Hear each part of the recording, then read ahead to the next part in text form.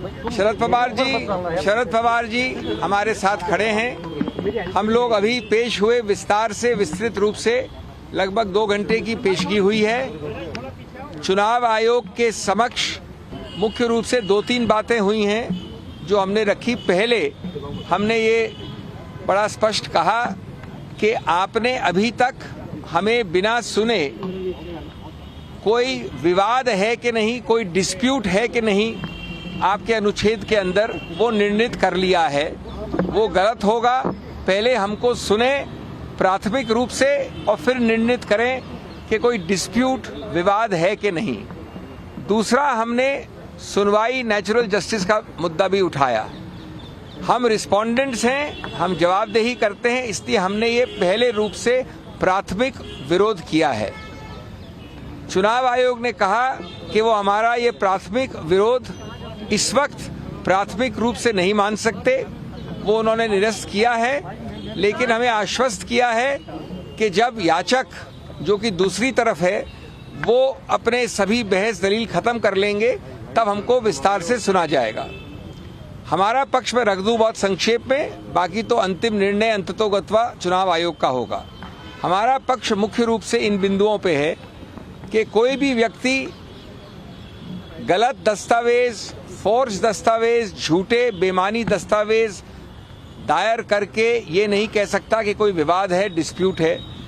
एक मानसिक उपज बना के, एक इमेजिनरी डिस्प्यूट बना के चुनाव आयोग में घुस जाए और 2-2 पार्टियां बताने लगे।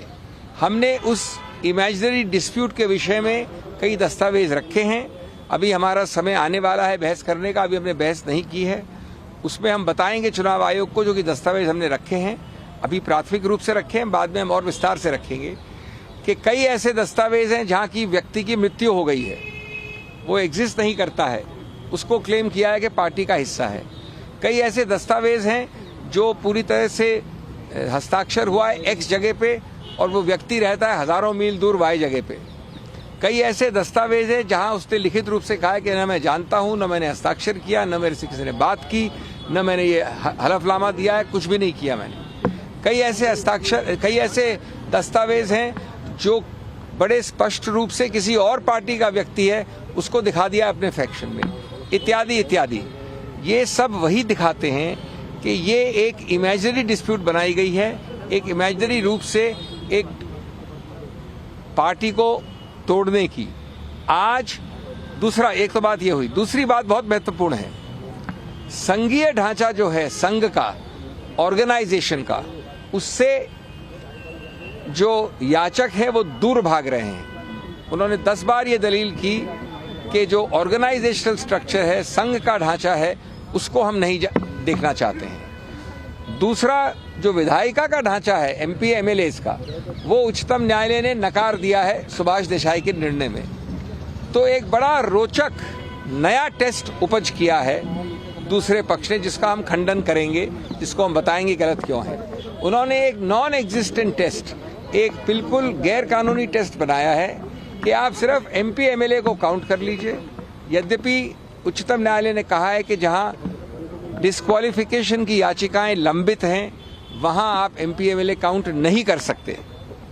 उन्होंने कहा कि आप उनको काउंट करिए, और उससे भी ज्यादा एक अजीबोगरीब टेस्ट बताया है कि उन एमपी एमएलए को कितने वोट मिले उनको गिनिए। आज तक हमने कानून में ऐसे टेस्ट नहीं सुने हैं। मैं समझता हूं कि निराधार है। मैं समझता हूं कि ये याचिकों की बौखलाहट और घबराहट का द्योतक है।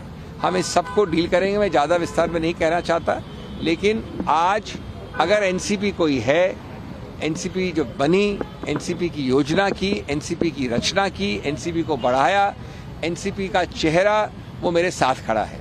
ये अजीबोगरीब बात है कि दूसरे लोग इस प्रकार के अजीबोगरीब दलीलों पे कह रहे हैं कि न ऑर्गेनाइजेशनल टेस्ट कर सकते हैं, न विधायिका का टेस्ट कर सकते हैं, और जिस आदमी ने बनाया पूरा एनसीपी उसको इग्नोर करें।